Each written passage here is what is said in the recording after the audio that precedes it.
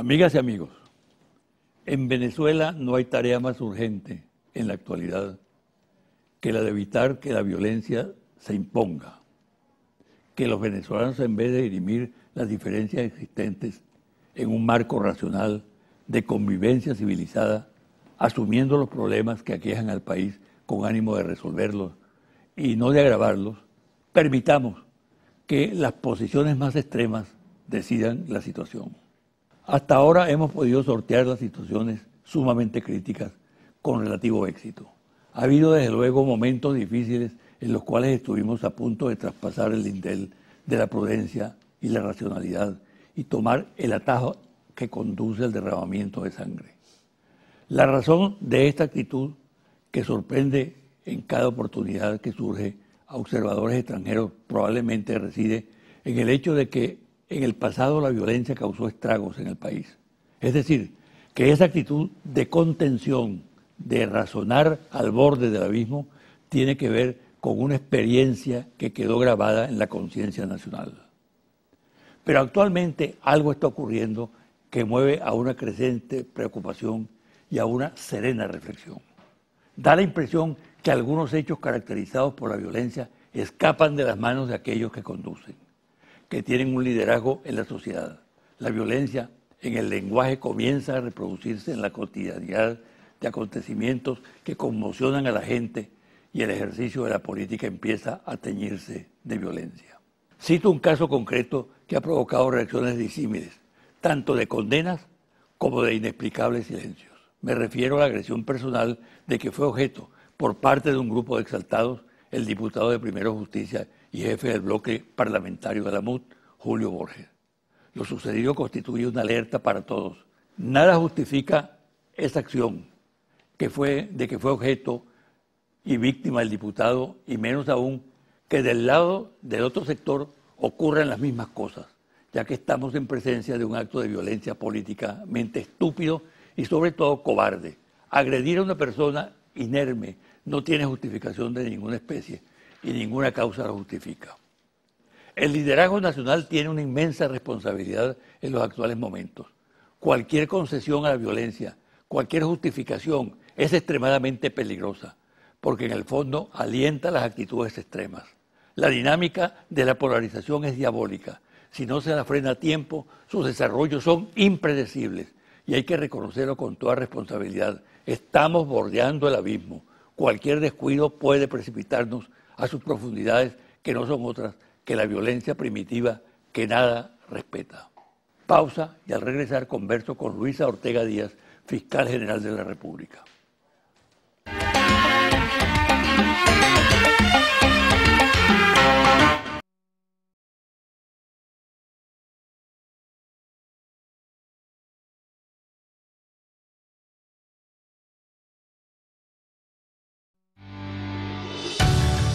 Estás viendo José Vicente Hoy.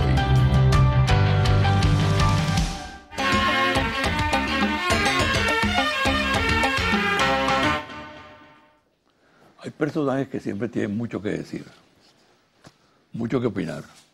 Este es el caso de Luisa Ortega, fiscal general de la República. Bienvenida, Luisa. Gracias, José Vicente. ¿Por qué no comenzamos por tratar lo que ocurrió el pasado martes, el acto de la Comisión de la Verdad y de la Justicia, en el cual estuvo presente el presidente Maduro, aparte de otros invitados importantes, y algo muy significativo, la presencia del alto mando militar? Sí. Mira, tú dices que eso es significativo, pero el acto que hubo el pasado martes en el Teatro Nacional, donde entregamos los restos de 4 luchadores sociales que fueron asesinados durante la Cuarta República, los años 58 al 98, en el marco de la Comisión por la Justicia y la Verdad, considero que también es significativo por cuanto en esa época nunca se investigaron los asesinatos, las ejecuciones, las desapariciones, las torturas que se produjeron de miles de venezolanos. Yo tengo una cifra aquí, José Vicente, de la revisión de los archivos que ha hecho la Comisión por la Justicia y la Verdad, en los archivos de los tribunales militares, en los teatros de operaciones, en el DIGESIN, en el SEBIN y otras instituciones que ahora fueron desclasificados. Esos expedientes, esa información fue desclasificada, se encontraron hasta ahora, han sumado un total de 11.043 víctimas. Y no había una sola investigación, sino que todas las investigaciones que se iniciaron, en aquellos casos que se iniciaron, inmediatamente las cerraban declaraban la averiguación terminada, porque no había nada que investigar y no había ningún delito. Entonces llama mucho la atención que durante esa época se produjeran eventos tan graves, denuncias tan graves, desapariciones, el caso de Víctor Soto Rojas, que fue denunciado, que fue lanzado de un helicóptero, el caso que tú lo conoces muy bien, de Fabricio Ojeda, el caso de Alberto Lovera, y miles de venezolanos. Aquí está, 11.043 es la cifra de la data que han hecho los miembros de la Comisión por la Justicia y la Verdad, de las víctimas que se ha arrojado hasta ahora. Víctimas del terrorismo de Estado. Víctimas del terrorismo de Estado, porque era una política de Estado sostenida, sistemática, planificada, todo un plan para atacar a la disidencia política. Y en esa política había algo muy grave, que le entregaron a la Fuerza Armada irresponsablemente esas tareas de guerra sucia, de ajusticiar compatriotas, de desaparecer compatriotas. Es decir, que involucraron a la institución armada en actos delictivos e incluso de crímenes de lesa humanidad. Por eso, la significación que tuvo el hecho de que el alto mando militar, encabezado por el ciudadano ministro de la Defensa, estuviera presente en ese acto. Claro. Es la reconciliación con la verdad y con el recuerdo, con la memoria. Claro, José Vicente. Y tú señalabas algo el día martes, cuando estuviste allí en ese acto, que, bueno, la diferencia de lo que pasaba antes y de lo que pasa ahora.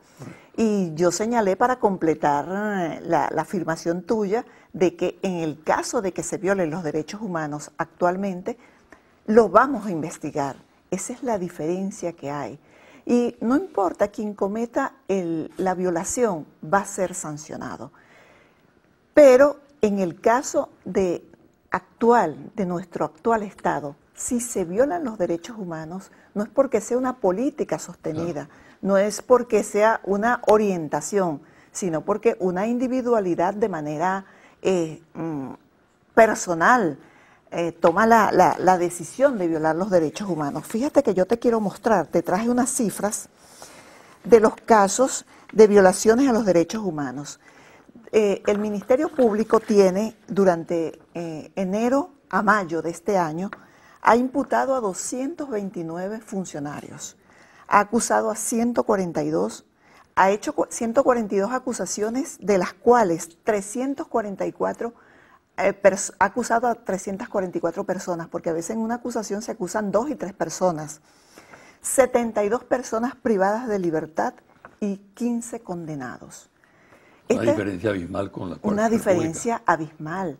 Y fíjate que en el 98, José Vicente, cuando el presidente Chávez ganó las elecciones, nos encontramos con que de manera apresurada muchas causas de desaparecidos las declararon como averiguación terminada de manera violenta, rápida.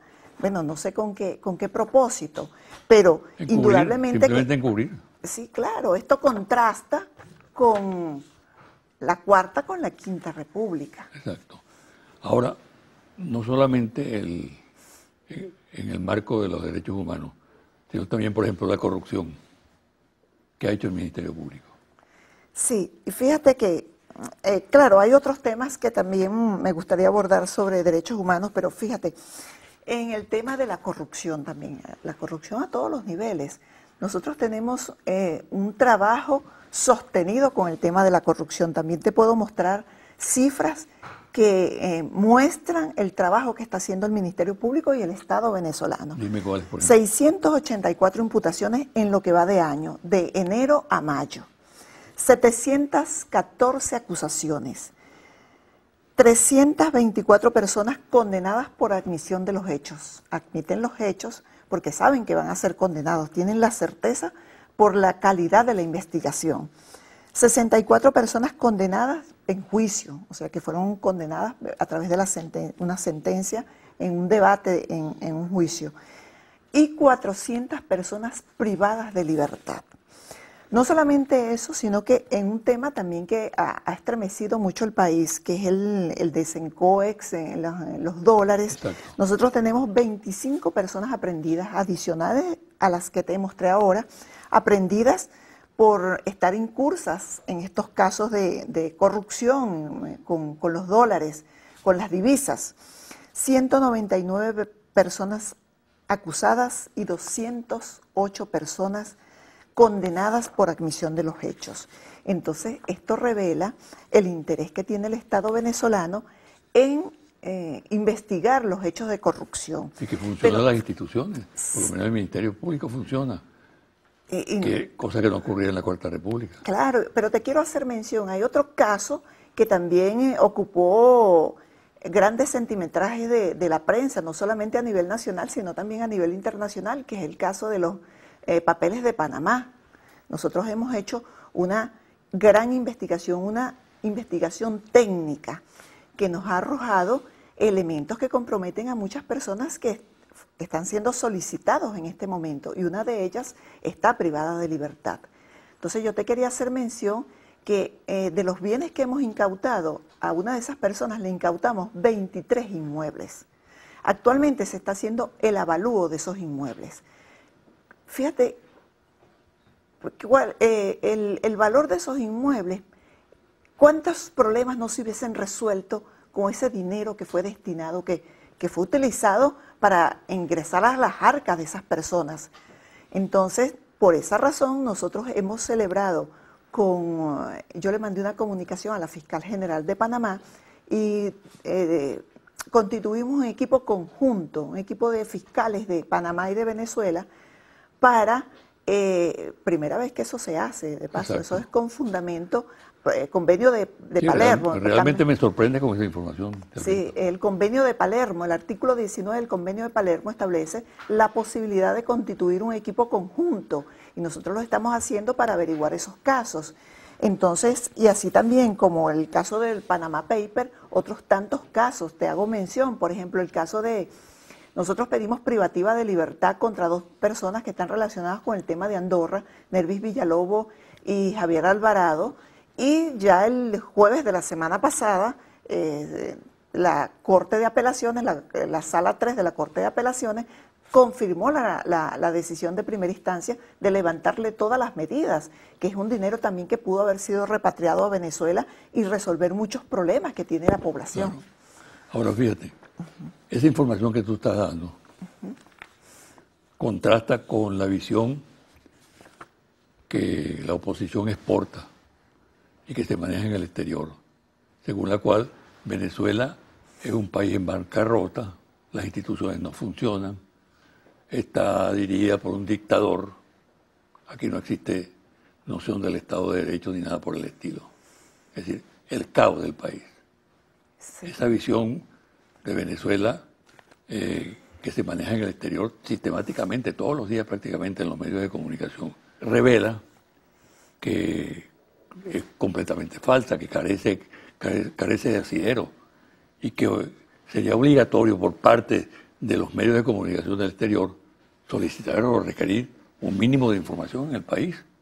Pudiera que recurrir, por ejemplo, a la información de parte tuya, y que estás demostrando con los hechos que funciona la Administración de Justicia, que funcionan las instituciones. Sí, es que yo creo que desde 1998 hay un ataque contra el Estado venezolano, a nivel nacional y a nivel internacional, y eso se ha mantenido hasta los momentos. Fíjate que anoche estaba leyendo un informe económico y veía que en el riesgo país, cuando hubo el golpe de Estado en el 2002, fue el más bajo. Sin embargo, en otra situación el riesgo país es sumamente alto. Indudablemente que las calificadoras internacionales también están en ese juego. Y de verdad que hay un ataque sistemático al Estado venezolano y fundamentalmente en el tema de los derechos humanos.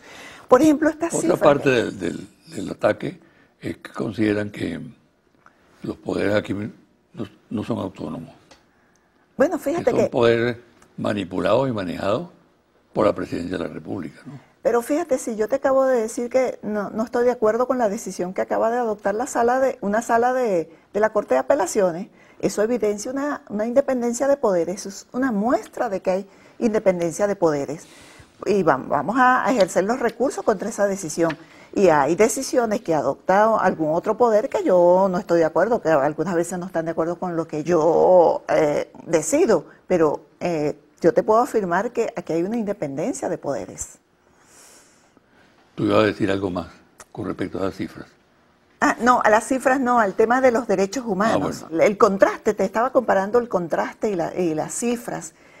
Y aquí en el país nosotros hemos mostrado a algunos organismos internacionales el trabajo que hemos venido haciendo desde el Ministerio Público. O sea, solamente que tú no quieras ver, pero de verdad que el trabajo que ha hecho el Ministerio Público y con la unidad criminalística, ese laboratorio que nosotros tenemos, que ha demostrado, recordarás recientemente el caso de Tumeremo, que nosotros en tiempo récord logramos determinar qué había ocurrido y ubicar los desaparecidos y entregárselos a sus familiares. Claro que esto no es un caso de violación a los derechos humanos, pero cada caso de violación a los derechos humanos o que se sospeche, por lo menos, inmediatamente actúa la unidad para garantizar la transparencia y la objetividad. Fíjate que hubo un caso recientemente en el estado Sucre, ¿no? Correcto, te iba a preguntar. Ajá, nosotros tenemos, te voy a mostrar primero la cifra de los hechos ocurridos allá en Sucre, pero además te quería decir la actuación del Estado venezolano. 454 personas detenidas, 442 adultos, 12 adolescentes. De todas esas personas que fueron privadas de libertad, solamente se les confirmó la privativa a 35. Pero a todas estas personas que fueron privadas de libertad, inmediatamente se les prestó la atención debida. Yo mandé a la directora de Delitos Comunes, a la subdirectora de Derechos Fundamentales, un fiscal nacional, además los fiscales que estaban allá en la región y el propio fiscal superior. A todos los detenidos fueron debidamente atendidos. Se les garantizó el debido proceso, es decir, la posibilidad de tener un abogado privado si ellos querían privado y el que no tenía recursos, un defensor público. Es decir, que se les garantizó todos sus derechos. Y solamente quedaron privados de libertad 35 personas porque habían hechos que los comprometían. Entre ellos quedaron privados de libertad las personas que mataron a uno que estaba manifestando en Cariaco, porque efectivamente estaba en la manifestación y perdió la vida, porque fue alcanzado por un proyectil, y otro que no estaba manifestando, el que murió en Cumaná, ciertamente no estaba manifestando, pero circunstancialmente estaba pasando por allí y también lo alcanzó un proyectil. Por eso es importante, José Vicente, que para el control de las manifestaciones los cuerpos de seguridad no usen armas de fuego, porque la Constitución prohíbe de manera expresa el uso de armas de fuego en las manifestaciones. Así lo establece el artículo 68 constitucional. Entonces es importante porque, bueno, tú estás controlando una manifestación que no es pacífica, una manifestación donde las personas están alteradas y posiblemente el funcionario se altera también y con un arma en la mano eso lleva a cometer estos excesos. Entonces, y bueno, y tener que actuar que no se justifica, claro, pero fíjate que inmediatamente el Estado venezolano actuó. Las dos personas que cometieron estos hechos fueron aprehendidos y puestas a la orden del Ministerio Público y ya fueron presentadas. Estamos en el plazo de los 45 días para presentar un acto conclusivo, pero hay la respuesta del Estado venezolano, hay la intervención del Estado venezolano en la solución y sobre todo el castigo para aquellas personas que cometan excesos. Vamos a hacer una pausa, Luisa. Y al retornar, se está hablando mucho, con motivo de la composición de la Asamblea Nacional, de su directiva, de que está planteado en el país una lucha de poderes, un enfrentamiento entre poderes. Vamos a tocar ese tema al regresar. Seguro.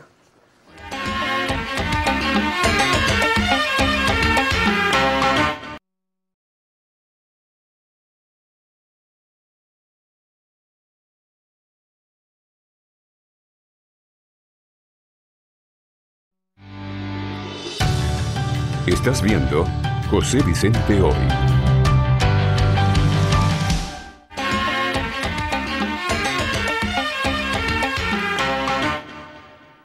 Como te decía en el anterior segmento, se está hablando mucho de lucha de poderes, porque hay un poder que es la Asamblea Nacional, que tiene una determinada política, pues,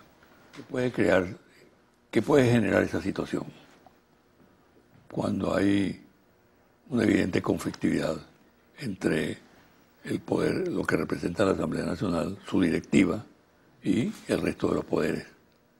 Las críticas que formula, por ejemplo, la directiva de la Asamblea Nacional al funcionamiento del Consejo Nacional Electoral, al Ministerio Público, a la Presidencia de la República, etcétera, etcétera.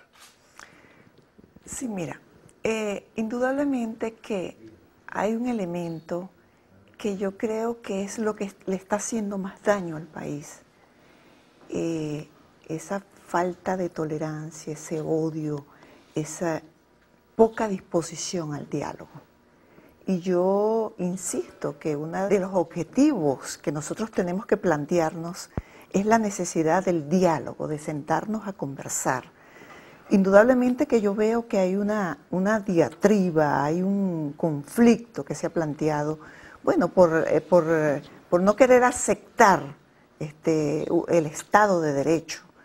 Indudablemente que la Asamblea ha tenido una actuación en algunos casos, muestra pues que no tiene la disposición de ir a un diálogo. En ese sentido yo llamo a todos los actores políticos, todos los funcionarios del Estado, la necesidad de entendernos, de poner un poco ese odio, porque si no, mira, los planes y proyectos del Estado no se van a poder materializar, y yo creo que ese es el principal componente, el principal elemento que nosotros tenemos en el Estado, y que es el principal conflicto. En ese plano que tú señalas de reivindicar el diálogo, que yo comparto totalmente, y que además, cuando nosotros defendemos el diálogo, estamos siendo la representación del 80% de las personas que son partidarias del diálogo en Venezuela, como lo revelan todas las encuestas.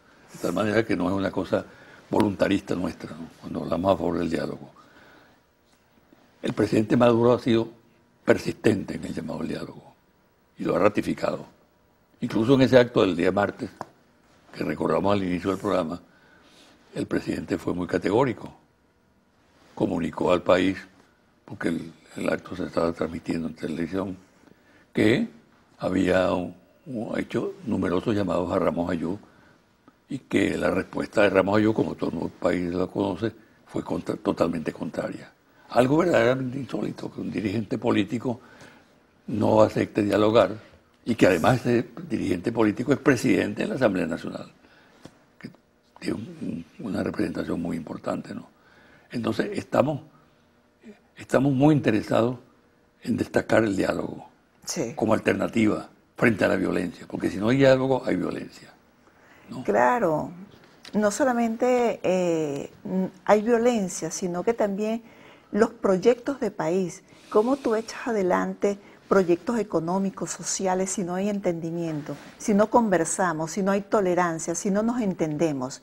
Entonces nada más no es el tema político, sino que hay un conjunto de acciones que ejecutar en el Estado que requiere el concurso de todos los venezolanos, la necesidad de sentarnos a dialogar, la necesidad de deponer esas actitudes agresivas o actitudes que dejan poco, o sea, contribuyen poco a la paz, a lo que quiere el venezolano, porque tú haces una encuesta, le preguntas al venezolano qué es lo que quiere y todos van a manifestar que lo que quieren es la paz, el entendimiento, tener acceso a los servicios, a los bienes. Entonces eso se logra en la medida que la dirigencia política, en la medida que la dirigencia de las instituciones trabajen en función del bien común, trabajen en función de brindarle a la colectividad bienes, servicios y la satisfacción y la mayor suma de felicidad, como lo decía el Libertador. Hay dos cuestiones planteadas en este momento de gran importancia. Una es el revocatorio. ¿Tu opinión sobre el revocatorio? Sí, el revocatorio es una figura jurídica que la consagra la Constitución. Incluso nuestro presidente Chávez aceptó el reto y fue un revocatorio. Pero indudablemente ahorita está planteado uno y yo estaba viendo que se cuestionó mucho que el presidente ha venido haciendo el seguimiento del revocatorio. Mira, quien están pidiéndole el revocatorio es el presidente, él debe tener control de todo lo que está pasando allí. Es necesario la intervención. Además hay que cumplir unos requisitos. Además, sí, así es que el CNE establece cuáles son las condiciones. Es el CNE que es el árbitro y es quien tiene que decir cómo va a ser el procedimiento, y tú tienes que respetar la decisión del árbitro. Yo no puedo involucrarme a tomar las decisiones en nombre del CNE porque corresponden exclusivamente a él. Ahora, en el supuesto de que no ocurra el revocatorio, ajá, hay gente que piensa que eso puede ser un factor de estímulo a la violencia. Mira, yo confío. Que apuesta totalmente al revocatorio, y al no haber revocatorio porque no cumple con los requisitos por X circunstancias, entonces eso desataría la violencia. Pero fíjate, el pueblo venezolano tiene una vocación democrática, José Vicente. El pueblo venezolano, y además ahorita tiene una madurez política. Hay una madurez política impresionante en el pueblo venezolano, que fácilmente no se les puede engañar, aun cuando venga una dirigencia política a pretender engañarlo o a arengarlo para que tome una actitud u otra. Mira, no, yo confío en que el pueblo venezolano, en esa madurez del pueblo venezolano, y que sabrá hacer lo más sabio, lo que mejor le convenga a ellos. Yo de verdad no manejo cuáles son los tiempos del revocatorio, de verdad te lo confieso, pero no sé si es posible este año o el próximo año, pero en todo caso esto es un Estado de Derecho y tú tienes que respetar las decisiones de las autoridades, porque si no estaremos en una anarquía. Y lamentablemente las anarquías conducen inexorablemente a resultados que después lamentamos. Entonces, en ese sentido, insisto en el diálogo, en la necesidad de entendernos, de tolerarnos, de poder trabajar en función de los objetivos que aspira el país, que aspira la ciudadanía, la colectividad. Hay un tema que quiero plantear también, aprovechar las circunstancias que estás acá, que es el tema de la inseguridad, que es uno de los temas que más afecta a la colectividad. Y en relación con este tema está el comportamiento de las policías. Sí. Últimamente se han intervenido dos policías, dos organismos policiales, el de Chacao y el del Estado Sucre, ¿no? ¿Cuál es tu opinión al respecto? Sí, mira, bueno, en este tema yo he insistido muchísimo en el tema policial, la necesidad de revisar los cuerpos policiales, todos, porque, bueno, nos encontramos con que hay funcionarios policiales involucrados en hechos de corrupción, en delitos comunes. Entonces, claro, no es que tú vas a tener unos policías incólumes que no van a cometer ningún atropello, ningún acto delictivo, pero vemos que son muchos los casos donde aparecen involucrados. También, si tú haces una revisión, tiene que ser en conjunto todo. Por ejemplo, hay que hacer un balance, un estudio de cuáles han sido los resultados de las OLP. Hay que hacer un balance de cuál ha sido el resultado de las campañas por el desarme, de cuál ha sido el resultado de la cantidad de armas que se han destruido o inutilizado. Eso ha impactado en la disminución de la inseguridad. Eso ha contribuido a que verdaderamente lograr la paz, la gente sienta confianza en los cuerpos policiales. Eso hay que estudiarlo, o sea, no solamente actuar y actuar, sino tú tienes que hacer planes de seguridad y evaluar esos planes, Porque si la inseguridad continúa, no ha disminuido, sino que ha aumentado, el número de homicidios ha aumentado, de hurtos, de robos, no está funcionando el plan de seguridad. Ahora, si se ha visto una disminución, indudablemente que ese es el plan que hay que seguir. Ustedes están estudiando a fondo el tema. Yo tengo propuestas, tengo estadística, tengo propuestas, pero hay que sentarse a discutirlas. Yo las pongo a la disposición de todos los organismos del Estado, no solamente las estadísticas que tengo, sino las propuestas que tengo en torno a la seguridad y el balance que tengo de los resultados de todos estos planes a los cuales te he hecho mención. ¿Te escuchan? Algunas veces sí, otras no. Pero... Mira,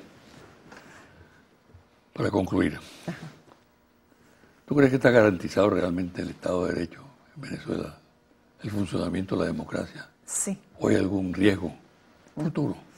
Allí yo te voy a hablar por el organismo que yo represento.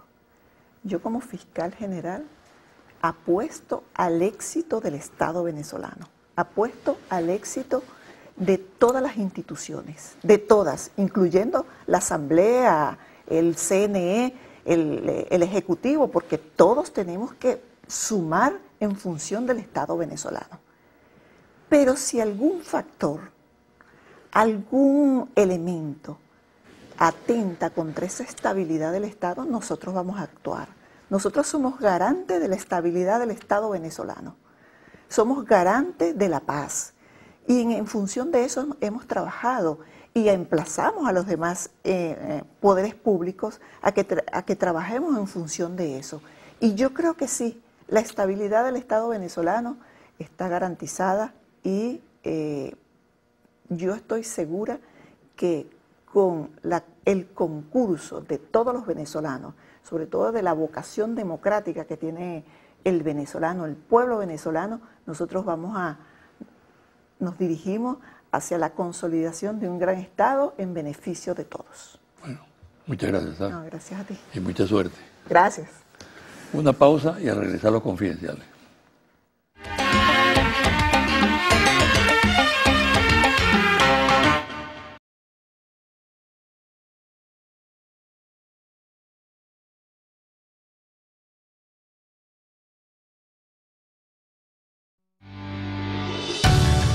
Estás viendo José Vicente Hoy.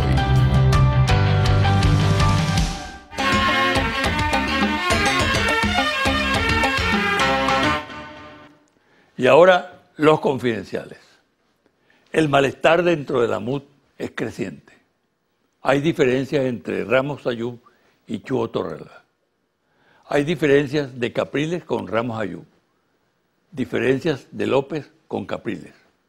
Diferencias de Enrique Márquez, líder en ascenso de Un Nuevo Tiempo y segundo vicepresidente de la Asamblea Nacional, con Capriles. Hay diferencias entre Julio Borges, coordinador de Primera Justicia, con Ramos Ayub.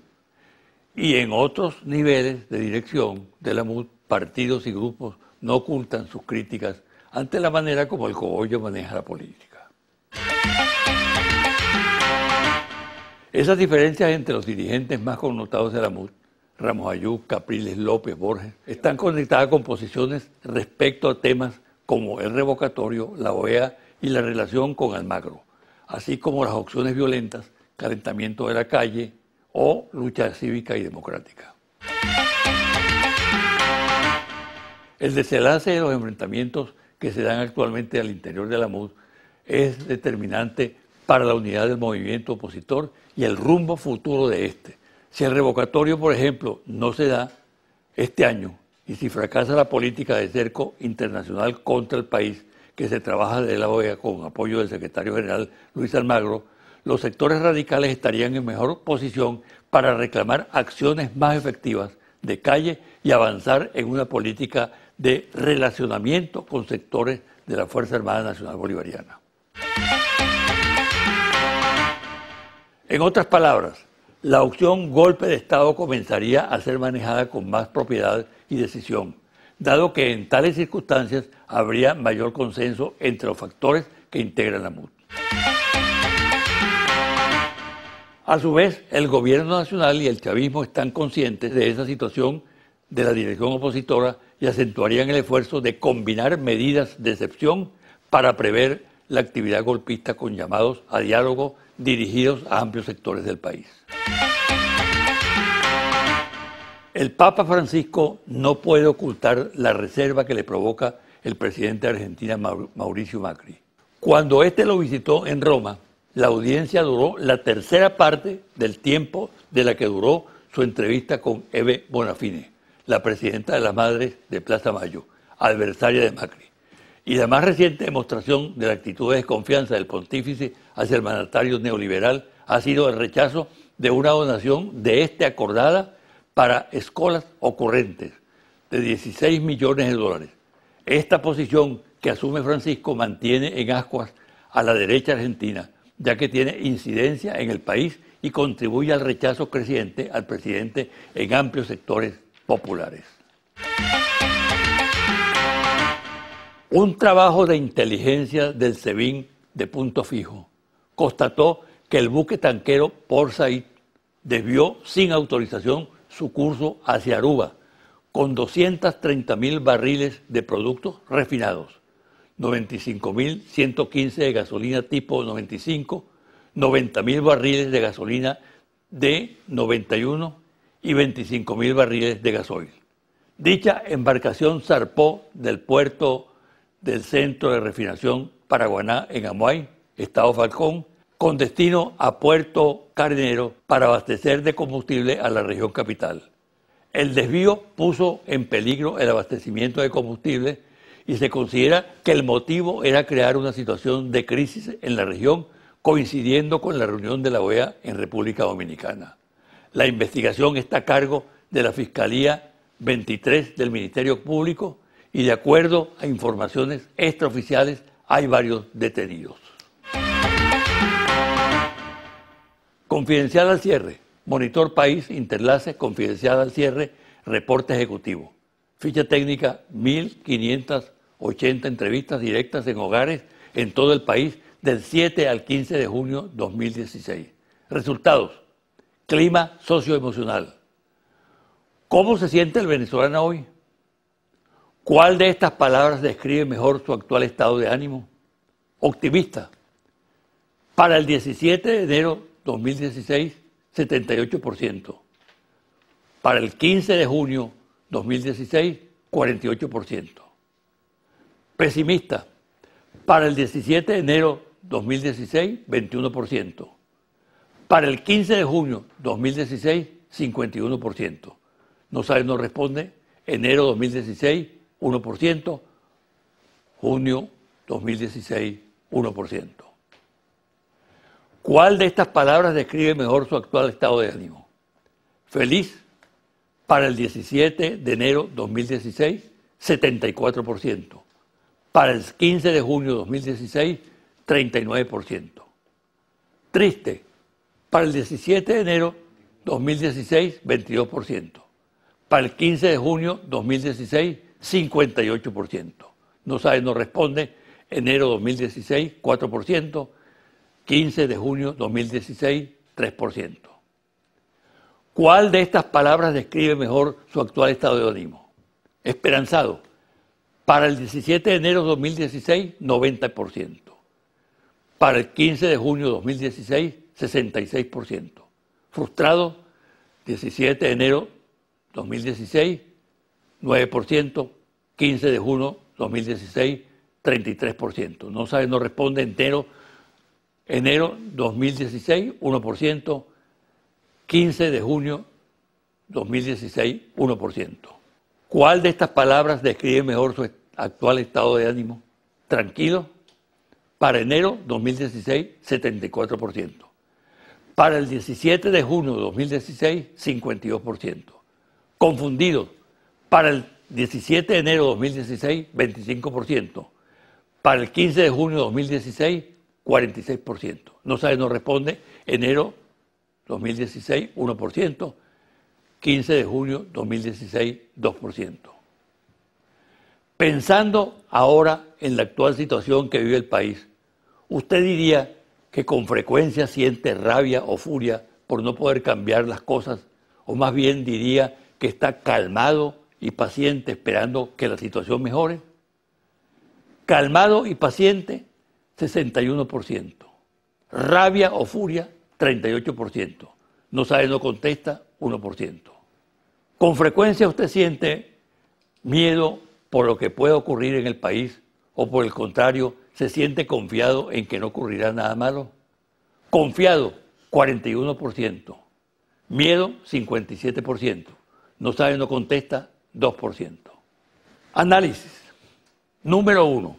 En apenas un mes se incrementaron todos los indicadores negativos del clima socioemocional venezolano. Molestia, pesimismo, preocupación, tristeza y frustración. Número 2. En las pasadas elecciones parlamentarias, los venezolanos votaron para presionar por soluciones con un sentido de urgencia.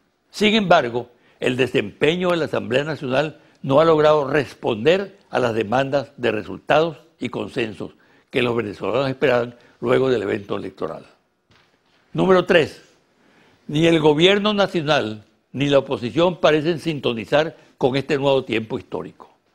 Los moderados del chavismo y de la oposición se están moviendo al centro político y junto a los independientes están conformando una nueva mayoría social y simbólica. Número 4. Para el chavismo gobernante ya no es suficiente enarbolar el pasado. La oportunidad está en una acertada gestión económica y en un discurso esperanzador. Número 5. La oposición ha logrado avances electorales importantes aprovechando el descontento y la frustración, pero todavía debe demostrar que es una fuerza homogénea, con planes y proyectos, con capacidad para gobernar y con sensibilidad popular. Hasta aquí el programa de hoy. Me despido hasta el próximo domingo a las 9 de la mañana por este su canal Televen.